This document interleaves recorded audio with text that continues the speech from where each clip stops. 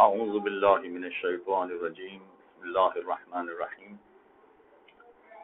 قربانی ایسا مستحب ہے کہ جس کو اکثر مراجع کرام نے تاکید کے ساتھ مستحب کی مانا ہے،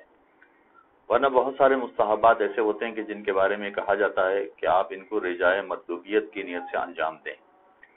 مگر قربانی کے بارے میں یہ کہا گیا ہے کہ یہ تاکید کے ساتھ مستحب ہے، چنانچہ اس کا بہت استحباب ہے، بلکہ کتابوں میں یہ بھی لکھا ہے کہ قرضہ لے کر بھی اگر قربانی کرنا پڑے تو انسان کو کرنا چاہیے۔ اور دوسری بات یہ کہ قربانی میں چونکہ شرکت کی اجازت ہے، چنانچہ آپ جتنے افراد بھی اس میں شریک کرنا چاہیں اس کی ہمارے یہاں اجازت ہے۔ برادران اہل سنت کی طرح نہیں ہے کہ گائے میں 7 افراد شریک ہو سکتے ہیں اور بکرے میں کوئی شریک نہیں ہو سکتا ہے، یہ برادران اہل سنت کا نظریہ ہے۔ ہمارے یہاں بکرے میں بھی 7 افراد اور 7 سے زیادہ افراد بھی شریک ہو سکتے ہیں، چنانچہ اگر بکری کی قربانی کی جا رہی ہے اور اس میں اپنے خاندان کے بڑے خاندان کے مثلا فرض کیجئے کہ 30 افراد ہیں تو 30 افراد کی طرف سے ایک بکرا قربان کیا جائے تو بھی جائز ہے، اس میں کوئی قباحت نہیں ہے۔ لہذا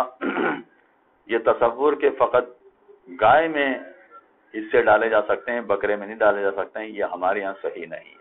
بکرے میں بھی ہمارے ہاں کئی افراد شریک ہو سکتے ہیں۔ پھر قربانی کا ایک بہت بڑا فائدہ یہ ہے کہ اگر کسی کی طرف سے قربانی کر دی جائے تو اس کا عقیقہ خود بخود ہو جاتا ہے، مگر یہ ضروری ہے کہ پھر قربانی کسی ایک کی طرف سے کی جائے۔ جس کی طرف سے قربانی کی جائے گی اس کا عقیقہ خود بخود ہو جائے گا اگر اس کا پہلے عقیقہ نہیں ہوا ہے۔ عقیقہ ہو جائے گا کا مطلب یہ نہ سمجھا جائے کہ جیسے عقیقہ کیا جاتا ہے اس میں ماں باپ، جس کی طرف سے عقیقہ کیا جاتا ہے اس کے ماں باپ وہ گوشت نہیں کھا سکتے، یا مثلا عقیقے کے گوشت میں یا عقیقے کے جانور میں جانور کی ہڈیاں نہیں توڑی جاتی ہیں، اگر ہڈیاں توڑی جائیں تو ان ہڈیوں کو پھر کسی جگہ دفن کرنا چاہیے۔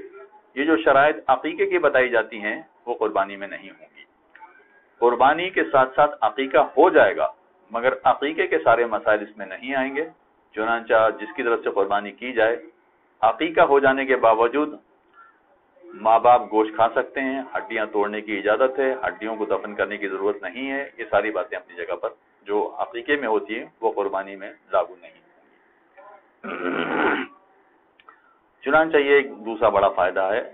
قربانی میں عقیقہ شامل ہو جانے کا۔ اور قربانی کا وقت وہی ہے کہ آپ جب نماز پڑھنے والے لوگ ہیں تو نماز کے بعد، عید کی نماز کے بعد قربانی کی جائے، اور اگر نماز نہیں پڑھی ہے تو کوئی حرج نہیں ہے۔ سورج نکلنے کے بعد قربانی کسی وقت بھی ہو سکتی ہے۔ پہلے دن قربانی کرنا زیادہ افضل ہے، عید کے دوسرے اور تیسرے دن قربانی کرنا جائز تو ہے مگر فضیلت پہلے دن ہے۔ اور اس کے علاوہ یہ کہ قربانی کرنے کے بعد جو قربانی کی کھال ہو وہ کسی غریب کو دینا چاہیے، اگرچہ ادارے میں دینے سے قربانی پہ کوئی فرق نہیں پڑے گا، وہ چاہے دینی ادارہ ہو یا سیاسی ادارہ ہو، دونوں کو کھال دینا جائز تو ہے، مگر بہتر یہ ہے کہ اس کی کھال یا تو کسی غریب کو دی جائے یا